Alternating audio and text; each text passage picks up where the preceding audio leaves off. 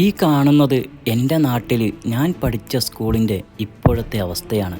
സ്കൂളുകൾ തുറക്കുവാൻ ഇനി വെറും 2-3 ദിവസം മാത്രം ബാക്കി നിൽക്കെ ഫിറ്റ്നസ് ലഭിക്കാതെ വർഷങ്ങളായി പൊട്ടിപ്പൊളിഞ്ഞ് ഏത് നിമിഷവും ഭീകരമാം വിധം തകർന്ന് തരിപ്പണമാകാവുന്ന ഈ ഒരു സ്കൂള് ഇനിയും പൊളിച്ചു മാറ്റുവാൻ എന്തോ അധികൃതർക്ക് സമയമില്ല.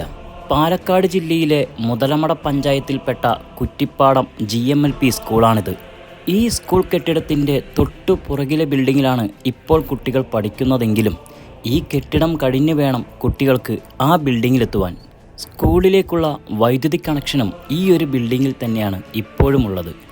ആരെയും കുറ്റപ്പെടുത്തുവാനോ പഴിചാരുവാനോ വേണ്ടിയിട്ടല്ല ഈ ഒരു വീഡിയോ. ഇവിടെ പഠിക്കുന്ന ഒരുപാട് കുരുന്നുകളുടെ ജീവന് യാതൊരുവിധ വിലയും കൽപ്പിക്കാതെ കണ്ണടച്ചിരിക്കുന്ന ചിലരുടെ കണ്ണൊന്ന് തുറക്കുവാൻ വേണ്ടി മാത്രമാണ്.